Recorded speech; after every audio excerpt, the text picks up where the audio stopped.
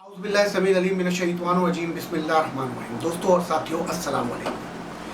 आज जो वीडियो मैं बना रहा हूँ, जो गुफ्तगू आपके साथ कर रहा हूँ, ये पिछली गुज़िश्ता वीडियो ही का तसलसल है, जिसमें हमने बात की थी कि कराची के नौजवान या कराची के में रहने वाले और बसने वाले या इस पाकिस्तान के बसने वालों का इस्तेसाल अब ख़त्म हो जाना चाहिए और उनको उनके हुकूक़ मिलने चाहिए। तो इसी तसलसल को हम इस वीडियो में आगे लेकर चलेंगे और आज अक़वाम आलम और इस ख़ित्ता सरज़मीन के कुछ मेले वक़ू और कौमों के हवाले से गुफ्तगू करेंगे। तो दोस्तों, वीडियो को शुरू से लेकर आखिर तक ज़रूर देखिएगा। हज़रत आदम अलैहिस्सलाम की औलाद में से हज़रत नूह अलैहिस्सलाम जब वो आए, मबूस हुए, तो उनकी कौम ने जब उनकी नाफरमानी की और अल्लाह ताला ने उन्हें अज़ाब में मुब्तला किया, तो एक पूरी नस्ल आदम जो है वो ख़त्म हो गई। उसके बाद जो नस्ल आगे बढ़ी वो हज़रत नूह अलैहिस्सलाम के 3 बेटों हज़रत हाम, हज़रत साम और हज़रत याफिस अलैहिस्सलाम से थी। हज़रत हाम से अफ्रीका के रहने वाले जो कबाइल हैं, अफ्रीकन्स हैं, वो वजूद रखते हैं। हज़रत साम से एशियंस और यूरोपियंस, और हज़रत याफिस से ये सफ़ेद फाम और जो याजूज और माजूज की जो कौम है, ये उससे ताल्लुक़ रखती है। आज की जो गुफ्तगू है इसमें हम आगे बढ़ते हैं हज़रत साम अलैहिस्सलाम, जिनसे एशियंस और अरब नस्ल और यूरोपियंस, इन्हीं में से एक और चौथी नस्ल वजूद में, इसे आर्या का नाम दिया गया। अच्छा दोस्तों, मैं थोड़ा सा आगे बढ़ने से पहले एक बात की वजाहत करता चलूँ। कुरान मजीद फुरक़ान हमीद के तसलसल में कि अल्लाह पाक फरमाते हैं कि हमने तुम्हें ख़ानदानों और कबीलों में बांट दिया है, ख़ानदानों और कबीलों में बांट दिया है ताकि तुम्हारी पहचान हो। इसलिए नहीं कि तुम आपस में फ़ख्र महसूस करो, बल्कि इसलिए कि तुम पहचान लिए जाओ। तो दोस्तों, ये जो पहचान है जिसकी तरफ इशारा हो रहा है, ये दरअसल वो पहचान है जो हमारे ब्लड के से मुताल्लिक़ है और उस जीन की बात करती है, क्योंकि जो जीन से जो हम आगे परवान चढ़ते हैं, जो हमारा DNA है बेसिकली, उसकी पहचान है कि उस नस्ल, उस कबीले और उस ख़ानदान से उसका DNA के अंदर जो मराहिल हैं, जो जीनियाती मामलात हैं, उससे हम उस इंसान की पहचान आसानी से कर लें ताकि तुम पहचान ले जाओ।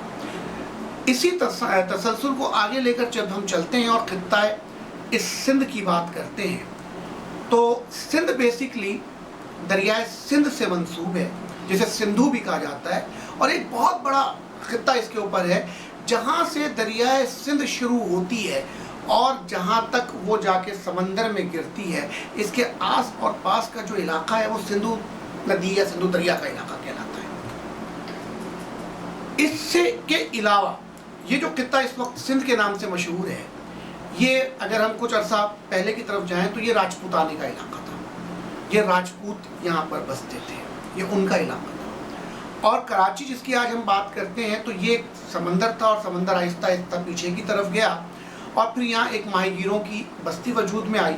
1770 में इसको जो है बाकायदा यहाँ पे नसीर टालपुर साहब ने, जो एक बादशाह थे, उन्होंने रेवेन्यू की जनरेटर में खान ऑफ किल्लात, कि ताकि रेवेन्यू जनरेट किया जा सके, खान ऑफ किल्लात से अमलदारी ख़त्म करके ये इलाक़ा पर कब्ज़ा कर लिया था और छीन लिया था उनसे। तो उसके बाद यहाँ पर आकर इस्माइली, पारसी और फिर उसके बाद मेमन कम्युनिटीज़ आकर आबाद हुई, और फिर सिंध के भी कुछ इलाके के लोग, बलोच कबाइल भी यहाँ पर आकर बसने लगे, जिसके बाद यहाँ पर जो है वो शहरी तसलसल शुरू हुआ। यही देखते हुए खान ऑफ किल्लात ने अमलदारी कायम की थी ताकि इनके मामलात को सही तरीके से फलाह बहबूद से लेकर चला जाए, इस खित्ते की आबियारी हो सके। लेकिन फिर मीर नसीर खान टालपुर ने इस पर हमला करके इसको उनसे ये अमलदारी छीन ली थी और यहाँ कब्ज़ा कर लिया था। तो इसके मामलात में जब हम आगे की तरफ बढ़ते हैं तो हम ये देखते हैं कि सिंध जो है, सिंध का जो खित्ता है, ये जब पुराने ज़माने में, अगर हम 5000 साल पहले की तरफ जाएँ, जो मोहनजोदाड़ो का दौर था, उस ज़माने में मोहनजोदाड़ो, हड़प्पा की तहजीबें इसी दरिया के किनारे आबाद थी। नागापुरम और भी दूसरे छोटे मोटे शहर या कस्बे इसके साथ बसते थे। अब हम दौर जदीद में जब आकर के गुफ्तगू करते हैं और हम फिर बात करते हैं उस तसलसल की, तो उससे ये जो आर्या का मैंने जिक्र किया था और छोड़कर उसको मैं आगे की तरफ बढ़ा था, तो वो आर्या जब यहाँ पर आकर आबाद हुए तो वो त्रिमूर्ति का तस्वुर लाए, और वो ना सिर्फ सिंधु दरिया के अतराफ बसे बल्कि वो हिंदुस्तान में भी जाकर आबाद हुए, जिन्होंने ब्रह्मा, विष्णु और महेश का तस्वुर दिया और इसमें हिंदुइज्म की बुनियाद डली। अब उसकी डिटेल में हम जाएंगे तो हम किसी और तरफ निकलेंगे। हमें बहस को समेटते हुए हालात हाज़रा के तनाजुर में आना है कि 1947 से पहले भी, 200 साल पहले, 400 साल पहले, 1000 साल पहले भी जो लोग यहाँ आकर आबाद हुए वो भी महाजरीन थे।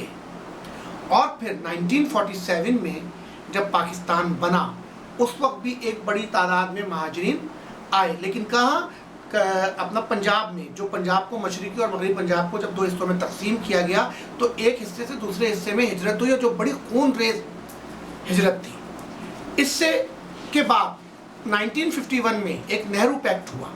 अच्छा, उस वक्त जो हमारे यूपी, सीपी, एपी के जो इलाके थे, हैदराबाद, दक्कन, लखनऊ, आंध्र प्रदेश वगैरह के जो एरियाज थे, वहाँ पे बड़े फसादात मचे हुए थे, वहाँ मुसलमानों को कत्ल किया जा रहा था, और यही हाल कुछ यहाँ पर भी हो रहा था हिंदुओं के साथ। मगर यहाँ इतना नहीं था जितना वहाँ मजालिम थे, बहुत मजालिम थे।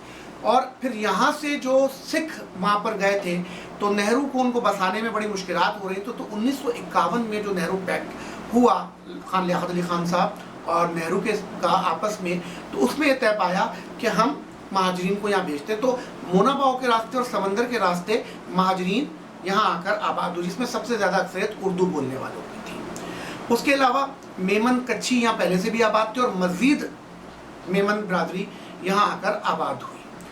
तो इसी तरह मुख्तलिफ बोली बोलने वाले, मुख्तलिफ ज़बानें रखने वाले लोग भी हिजरत कर कर आए। अब मामला थोड़ा सा और आगे की तरफ जब जाता है और हम पंजाब में देखते हैं तो वहाँ जो लोग आए तो तय ये पाया था कि जो अपनी जायदादें यहाँ छोड़ कर जाएंगे उनको वहाँ जायदादें मिलेंगी। पंजाब में तो ऐसा हुआ, लेकिन सिंध में ऐसा ना हो सका।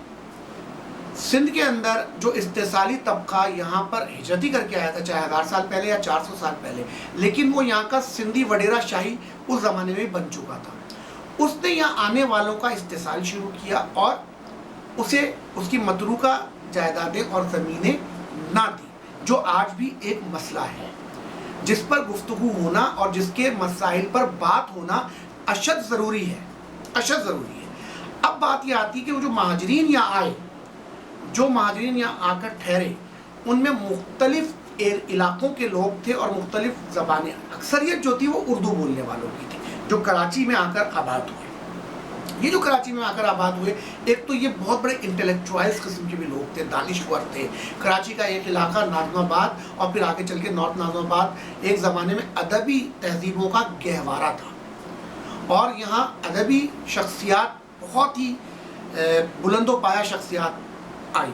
यही नहीं बल्कि बेहतरीन किस्म के इंजीनियर्स, असातिज़ाए कराम और जो स्कूलों और कॉलेजों में पढ़ाते और यूनिवर्सिटियों में पढ़ाते थे, ये सब वहाँ से माइग्रेट करके पाकिस्तान आए और पाकिस्तान को बनाने में लग गए। लेकिन उनके साथ या उनकी औलादों के साथ यहाँ वो जो उनको हुकूक मिलने चाहिए थे, उसे किस जहन से उन हुकूक, पहले तो उनको बड़ा वार्मली वेलकम किया गया, उनको यहाँ ला के आबाद किया गया, उसके बाद उनके हुकूक बहुत बुरी तरह ग़स्ब किए गए। हम आगे तक बढ़ें कि आज ये वक्त जो है, ये वक्त देखिए, मैं अमूमन कराची की बात करता हूँ।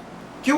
क्योंकि मैं यहाँ पैदा हुआ, यहाँ पला बड़ा, और यहाँ के मर्ज़ वजूद में आने के बाद से मैं कराची के हालात पे बहुत थॉरली स्टडी कर रहा हूँ, जब से पाकिस्तान मर्ज़ वजूद में आया, और फिर मेरी पैदाइश के बाद जब से होश संभाला मैं यहाँ के हालात को देख रहा हूँ।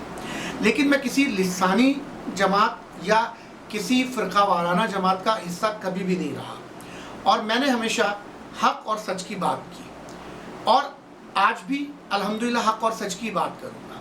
अच्छा, ये एहसास महरूमी सिर्फ़ और सिर्फ कराची में ही नहीं पैदा हुआ। कल भी मैं अपनी वीडियो में ये बात कर चुका हूँ कि ये एहसास महरूमी सिंध के अंदर यहाँ से ज़्यादा है। तो यानी एक इस्तेसाली तबका है जो दोनों अतराफ, दोनों तरफ जो है वो एहसास महरूमी पैदा कर रहा है। यानी अगर हम ये कहें कि सिंधी वडेरा और शहरी लुटेरा, इससे हमें निजात मिलनी चाहिए, तो ये गलत नहीं होगा। یہ وہ استحصالی طبقہ ہے جس نے غریب عوام کا استحصال کیا۔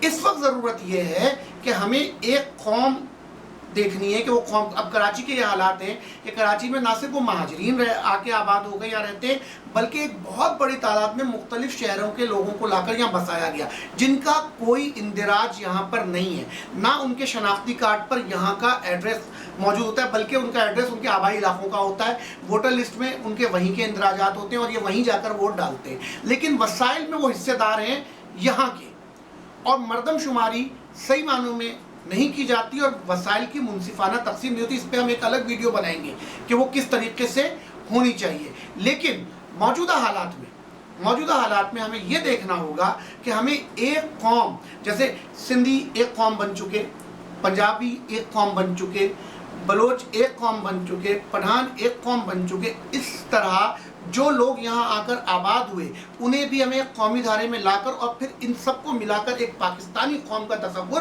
پیش کرنا ہوگا۔ ہم جب پانچوں انگلیاں ایک ساتھ آ جائیں گی تو یہ مکھا بنے گا جو خان لیاقت علی خان کا مکھا تھا، لیکن اس مکھے کو مکھا نہیں بننے دیا جا رہا، جو کہ ہماری کمزوری ہوتی جا رہی ہے۔ ہم تمام انگلیاں الگ الگ ہیں، ہمیں ایک ہو کر ایک پاکستانی بننا ہے۔ پاکستانی بننے کے لیے ضروری ہے کہ تمام جو یہاں پہ قومیں بسی ہوئی ہیں ان کا استحصال کا خاتمہ ہو اور ہم ایک پاکستانی قومی دھارے میں سب شامل ہو جائیں۔ شکریہ۔ پاکستان زندہ باد۔